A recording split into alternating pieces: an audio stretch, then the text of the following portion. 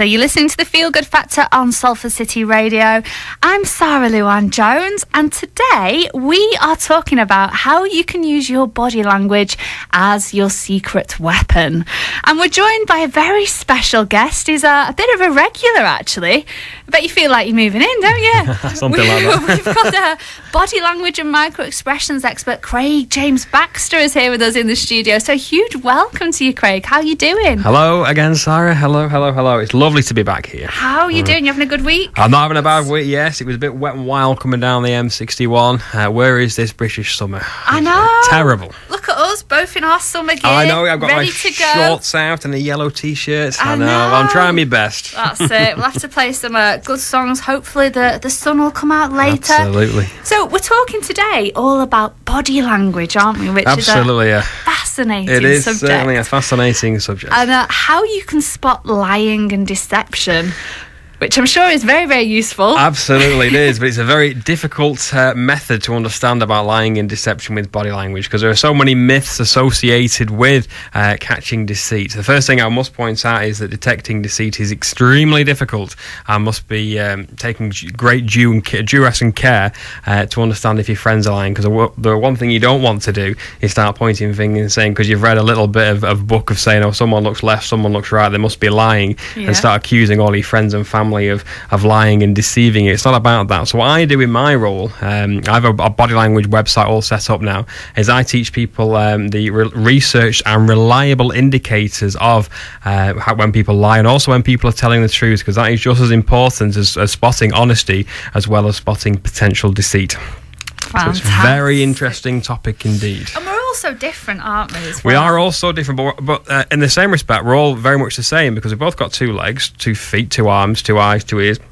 Are very much the same. So a lot of our behaviour is very linked and very the same. But what I also do is cultural differences as well, about how our hand gestures and our facial expressions might mean one thing in the United Kingdom, but then as soon as we go off to the Far East, Africa, America, they mean something else as well. So what I do also is I teach about the cultural variance, because the last thing you want to do is to go somewhere like Japan and make it a lot of increased eye contact, which is deeply offensive, or go to South Africa or America and make hand gestures in this country which are innocent and jocular, however they are deeply offensive over there and can often sometimes cost you your life. So there's certain cultures in the Middle East where if you make certain hand gestures it's deeply offensive and they will chop your hand off because of it. But you think in this country if you use those particular gestures they're quite innocent. So you need to understand that cultural variants are important during body language, and that's what I'm going to talk to you today about. Fantastic. And also things like interviews, if you've got an interview coming up. Absolutely, or you're looking yeah. to get a new job, using your body language to come across as confident. Absolutely, yeah. So today I'm going to talk you through some techniques you can use when you've got an interview, about how to make yourself look better than potentially you are, about how to use steepling gestures and increase posture changes, and also how to engage the interview panel to see if they are actually interested in you, whether they're showing signs of interest or disinterest in you as well. So we're going to be talking about all sorts of wonderful things today. And then something that, we all want in our life, a little bit of love. Absolutely. A little bit of love. So we're going to be talking about using your body language for flirting and in dating as well. So I'm going to talk to you about some of the non-verbal behaviours that both sexes show, these kind of attraction displays. And they're both very similar in certain respects about how women use the eyes.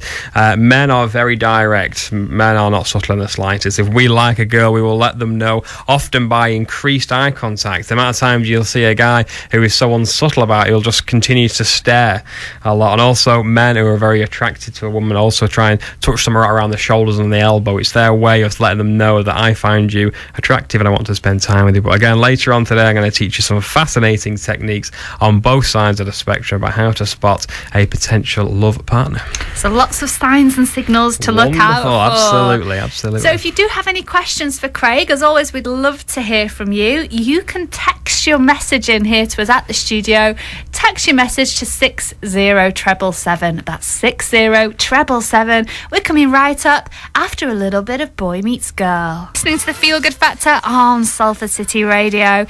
We're talking today about a very interesting feature. So something that most people are interested in, really. A bit of a an interest myself in body language. So we're talking all about how can you spot if someone is really telling you the truth or not? Are there signs and signals that we give off? What about spotting if somebody's interested in you? Flirting and dating, how can you tell if somebody fancies you? Well, our expert today is Craig James Baxter, who specialises in body language and micro expressions. So, Craig, I bet these are some of the questions that a lot of people ask you. Absolutely, yeah. Well, they're not running away from me. Yes, these are generally the questions I'm always asked about how our body language has developed from our childhood into our adult years. And the truth is, we're only born with a very few actions that we all do through when we're through babies. One of the actions that we do is for our own survival, and that is using the buccinator muscles at the side of the mouth, and that's responsible for the sucking action, obviously going onto your mother's breast when you're young. So that action is known throughout the world. I mean, no matter how many cultures you go to, that kind of behaviour you'll see in babies from the UK, Great Britain, Japan, China. That is one action that we all do. And another action that we all do is we cry. And how this has been researched is by doing studies on babies that have unfortunately been born blind and deaf. So they can't respond to any visual stimulus or any auditory stimulus. And we know that when they are under stress, they cry just like we do. So you're getting two aspects there. These are behaviours that we carry out from when we are children throughout our adult years. And also one that's very interesting to note that researchers have shown that the eyebrow flash is also an inborn action of when we say hello. Now, you might not be aware of this, but the next time you say hello to somebody and they say hello to you, watch how their eyebrows lift up. Now, researchers have suggested that this is an inborn action. It's a greeting, and it's a submissive greeting. So not a lot of people know this. So now I've told you, if you go up to your work colleague or anyone who's not listening to this and go say, "Oh, hello, you okay, having a good day?" Watch how their eyebrows raise up. It's unbelievable. Now I've told you, you'll be spotting it everywhere you go, and that is an inborn action, and that's something that we don't develop. That's something we are genetically hardwired into doing. The eyebrow lift, eh? The eyebrow raise when we say hello. It's a subconscious greeting. We all do it, and you'll catch yourself doing it. It's a gravity-defying behaviour. So is this something that you've always been interested in, body language? It is and it isn't. I mean, I've always had a keen interest in learning about body language from a young age. But my actual background is in anatomy and physiology, because my actual day job is I work with people who have had heart attacks and depression and strokes and cardiovascular illnesses. So I've got quite a good understanding of the human body and how it works and how medications influence. So what I've done is I've tailored my skills into understanding the anatomy and physiology and the physiological change in the body and applying them to emotions about how people give so much away and make their intentions detectable through their body language. So my background is understanding about the working muscles, what the heart does, what the brain does, the endocrine system, and how it relates to different emotions like happiness, sadness, fear, surprise, contempt, anger, things like that. And that's how you can predict human behaviour, because we are, like I said before, we are very much like the same, obviously we're from the same species, the Homo sapien. And a lot of our behaviour that we have from children, we have throughout our lives. And this is kind of behaviour that we fall into.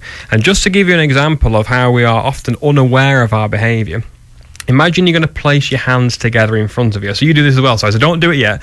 Just imagine placing your hands in front of you. Which thumb do you have on the top? So just imagine it. So you can do this at home as well. So which thumb do you have on top? Can you think? Which one is it? Right. You're right. So put your hands together. And which thumb do you have on the top? Left. You have your left. So there you go. So you're off. So just alter it so you've got your right one there. How awkward does that feel now? Weird. It feels really weird. Yeah. And this is an example of how over time we get into these behavioural patterns that we learn for ourselves, but we're often unaware of what we're doing. Like if I asked you, how do you fold your arms? You wouldn't be able to tell me unless you did it. And this is a discovered action when we discover behaviour that's comfortable for ourselves, but we're often unaware of how we've done it. So when we fold, there are 6 different ways to fold your arms. What you'll find is a lot of people who fold their arms will have, if they're right-handed, will put their left fingers on their right bicep. A lot of people fold their arms like that. Does that feel comfortable? That's how I would fold my arms. I would never tuck my thumbs in, and I would never fold the other way because I can't do that. So yes, you can try and do it at home. Try and reverse what's comfortable for you, and you can't do it. And these kind of repeated chains of movement don't just associate themselves with the thumb on top and the arm fold. We do things all the time that we've been doing for years. And if you're an avid people watcher, what I do is I look at people's body language who have been around for a while, and you can predict their behaviour because you've seen it all before. Right. Oh, goodness. You make me feel really comfortable being around you, and Craig. Somehow I've got friends, I know. I was going to say that. I bet everybody's always thinking you're analysing them. I am, and it's not about that. You do pick up things all the time. If you spend time with people, they will reveal what they do naturally. These are called idiosyncrasies, and it's the behaviour that makes you unique. Quite a lot of our behaviour we do is quite universal, meaning it's throughout the country, because don't bear in mind, we're all the same species, we're all Homo sapiens, but we all have unique little tics and quirks that make us different. And if you spend enough time with someone, you'll know what they do. You'll know what kind of gait they've got, which means their walking speed. Everyone generally has got a full-time gait which they walk, and they might have quite a long step, they might have a hop when they walk, it might be slow, it might be fast. Think about how Clint Eastwood used to walk in those films, and think about how someone who's 85, 90 would walk. So gait performance is an indicator of how that person is potentially feeling at that moment in time. If you see someone jumping up and down for joy, you don't need to hear what's going on because you can see they are jubilant. So our walking performance gives an indication as to how someone's feeling, the same way our face does, and that's called physiognomy, which is the interpretation of character and temperament based on facial expressions. You don't necessarily need to hear someone talking to understand how they're feeling because it will register on the face as an emotion. So this is what body language is all about. It's about understanding how we work, understanding the genetics behind what we do, and how we can relate in our daily lives to help, not hinder. So I bet people ask you lots of different questions, don't they, in regards to body inundated, language? Yeah. I don't have all the answers. I don't think anyone does, because body language is very subjective. Obviously, there's a lot of cultural differences, but thankfully there are so many wonderful researchers out there. I'd certainly recommend looking at work from Desmond Morris, who's a world-famous zoologist who wrote the book People Watching, and also did a really good guide to gestures as well. And he's also done a lot of work on behaviour of animals, because he's a zoologist, about the behaviour of cats and dogs and things like that. So I'd certainly look at his work alongside pioneering facial expert Dr. Paul Ekman. If you remember the TV show Lie to Me, which sadly was cancelled, it was his work that was behind that show. So these are the kind of people you want to be learning from, and that's who I've learned from over the years and picked up little bits. And it's great because you can apply one aspect from a Desmond Morris area, and then because Desmond Morris wrote his books in the 70s, there's a lot of new developments come out, and you can mangle the two together, and it's fantastic. And people are really enjoying it. It's such a fascinating topic, non-verbal behaviour, because we're always changing, we're always learning, and the more we know about our friends and our families, the better relationships we have, especially with our lovers. Well, that's it. And if you can tell whether or not somebody is telling you the truth or not, I mean, does that actually help or hinder? Both, because statistics show that potentially we tell 3 lies per 10 minutes of spoken conversation. 3 lies in 10 minutes? Yeah, this is a very deep estimation, but these are not the big lies. These are white lies done to increase a story. For instance, if you put something in there that was quite dramatic, didn't really happen, but you make it sound like it did. These are the 3 white lies. Like if my missus came home and said, "I just bought some shoes for 50 quid," when in fact they were 250 quid, they might be to her a white lie because there's no severe punishment for getting caught.